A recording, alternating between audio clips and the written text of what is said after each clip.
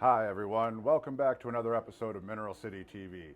We are back in building D again today in front of rooms D 35 and 36 because, well, one room wasn't enough for Mr. Kevin Downey. He needed two rooms here with well-arranged molecules.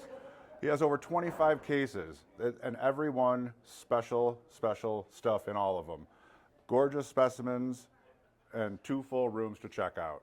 Merrick's just going to give a quick scan of the first room.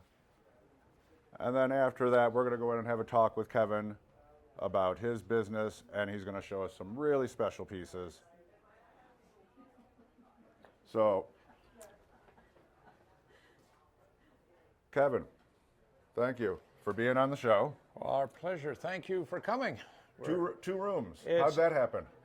You could call it a metastasis. You know, we are, well, we love what we do, and it was fun when it was one room, and why not double it up? Absolutely. How long have you been doing this?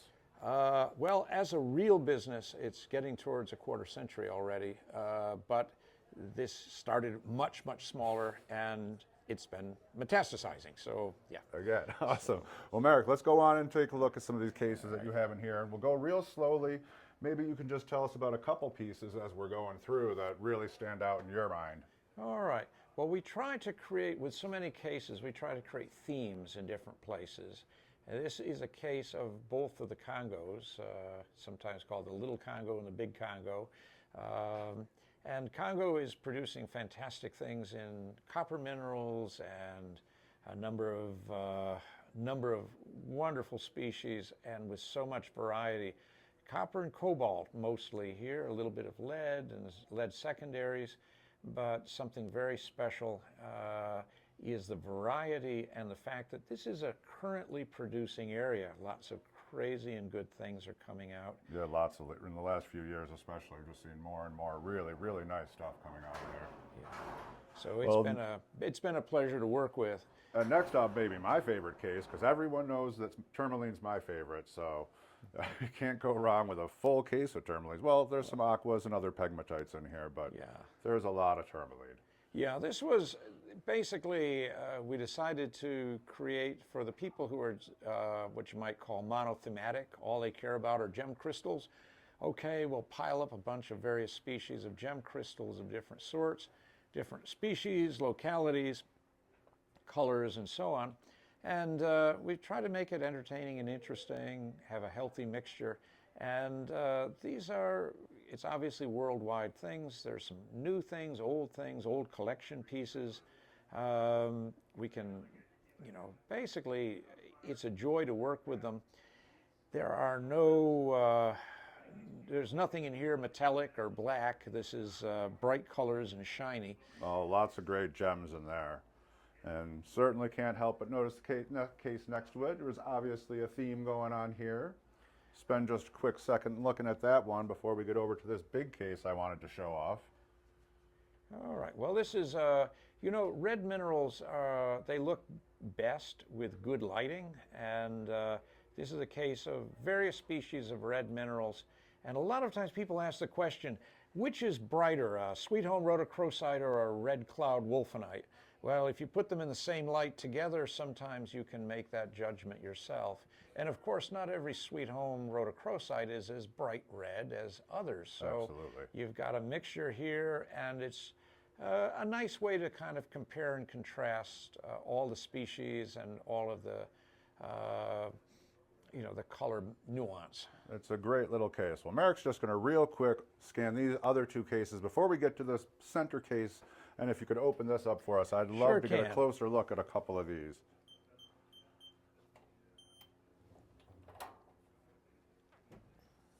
And obviously what's most striking in the case is up top, those incredible lidocotite slices. I'm assuming they're lidocotites. You are correct, they are, except for the one in the middle, which is an Elbaite slice. That's from the old discoveries in Maine, out in Oxford County, the Dunton Quarry. Oh, wow, that's an older piece. That is an American classic already, and they're quite special, and that one, I believe, was in the Jack Halpern collection at one point. So that's a beautiful little slice for sure. Yeah.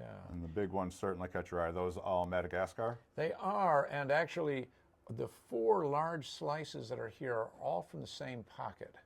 The 2 outside pieces are from the same crystal, but sliced at various points. And you can see rather clearly the color palette has changed. The design in the center is evolving as the crystal is growing.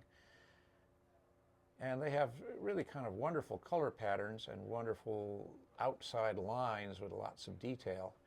And they're unusually large and quite special. Yeah, I'll put my hand in front just so people can get an idea of how large these slices actually are. It's bigger than my hand. So, wow, those are really impressive. You got a big hand there, I too, do so, have yeah. a big hand. You're not the first person to say that. All right. Well, let's see. What else in here do you want to show us real quick? Well, you know, the couple of odds and ends that are quite fun. There's a Vivianite in a large clam fossil, which is accompanied with the Ludlamite crystals. You've probably seen lots of beautiful Balmont calcites already, but this is over here, this particular quartz is quite special. It's a quartz that we refer to as castellated quartz. They're really unusual structures, and they have a, there's that giant hand then. You get some idea. They sort of look like castle turrets and a series of parallel terminations growing on somewhat hoppered faces.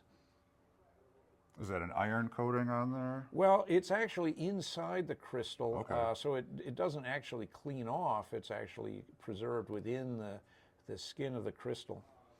And over here is probably the weirdest thing I have and I've ever had in our room.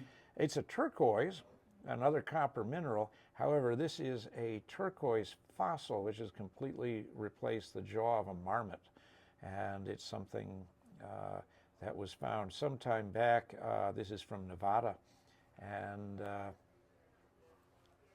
were there other pieces of that found? There were a few. This, I'm told, was the second largest. And the biggest is off in an institution. This is about as big and as fine as can be found for sale anywhere now. Certainly something I've never seen before. Well, it's certainly non-crystalline, which is most of our material. Absolutely. But being in the middle of a state known for its copper mining, a nice copper species, nice to have. Absolutely. All right. So And just over a quick here, scan across the rest of the room before we wrap up here. But yeah, beautiful case of fluorite. Everyone loves good fluorites. well, we're trying to have a healthy variety, and fluorite is an easy mineral to enjoy. Absolutely. The colors and the shapes, and people just go nuts for it. And one last case over here. What's in this case, Kevin? Well, this is an elements case with basically lots more silver, a little bit of gold, a little bit of everything. There's some platinum, there's some lead. Native elements are quite a lot of fun for us.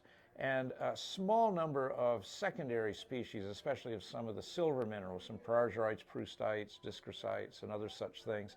So if you happen to like what you might call precious and semi-precious metals and their related ore minerals, this is quite a lot of fun, along with some of the more common things like sulfurs and coppers, but with some nice form. Yeah, no, absolutely. I loved the theme cases. I love the 2 rooms. It looks great in here. Kevin, thanks so much for being on the show. Happy to have you, and thanks for coming in. Good luck in all you're running about. This is a mountainous job you've got. They keep me busy around here, This that's is for sure. hundreds and hundreds of dealers and thousands of pieces. So Indeed. good luck, Yep. and thank you for coming. Thanks, Kevin. We'll see you next time, everyone. Right.